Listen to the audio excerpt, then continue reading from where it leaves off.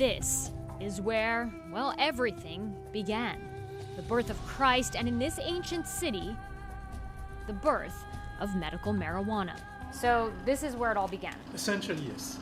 Israel is way ahead of most countries in the world when it comes to cannabis research.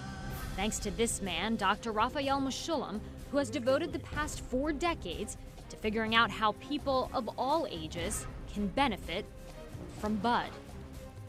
It is an illicit drug in the US, not in Israel. It's not an illicit drug in most countries, but it is an illicit drug in the US. Any reason behind it? None. None. It's not toxic, period. Mechoulam, known as the godfather of cannabis research, was the first person to isolate the THC component, the psychoactive ingredient in marijuana. And with that sparked an international debate, not about how dangerous marijuana is, but instead about how helpful it can be, even for children. This is what is the material that's being given to epileptic children. Mechoulam and his colleague were the first to test THC drops on kids with cancer, enabling 8-year-old Liev, who had a brain tumor, to consume cannabis to help with his pain and with the side effects of surgery and chemotherapy. He shares a special bond with his father, who smokes weed to help with his CRPS, a chronic pain condition. First, I began taking fewer pills, and second, I came to live like a human.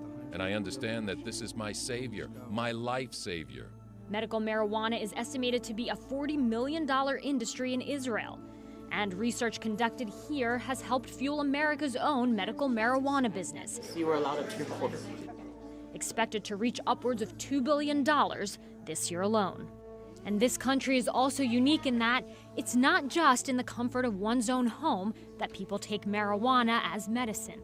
In Israel, patients are allowed to consume medical marijuana in hospitals, even here at the Children's Oncology Unit at Sheba Medical Center.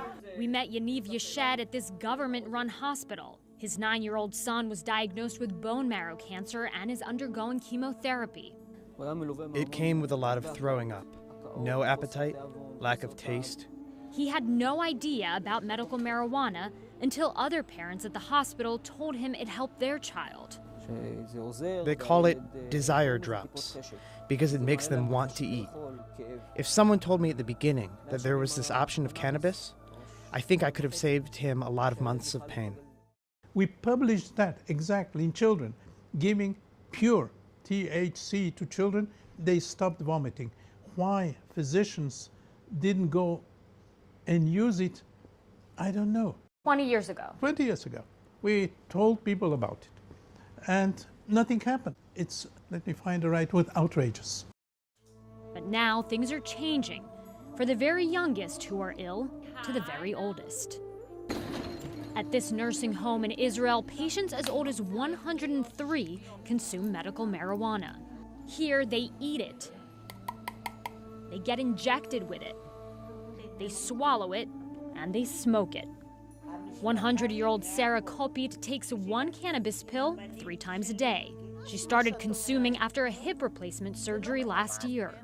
And now she can even walk with minimal pain.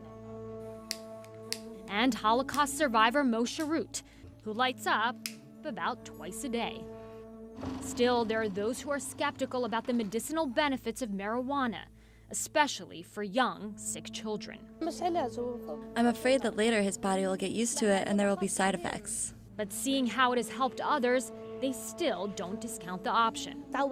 If it relieves him only for a little while, then yes, it is possible. Ironically, many of the advances Dr. Mechoulam made in his cannabis research were financially sponsored by the American government in the form of the National Institute of Health. The NIH gave me a grant money, and I was lucky enough to get money for almost 40 years. I got about $150,000 a year, so multiply that by 40, it's quite a bit. I think most people would be a little bit surprised about that. It became an American problem, and they said it's the American interest to support our work. And in many ways, the Schedule I drug is still an American problem. But as medical marijuana becomes more accepted in the United States, those who advocate for legalization are hoping it could turn into an American solution. Dina Gosofsky, CNBC.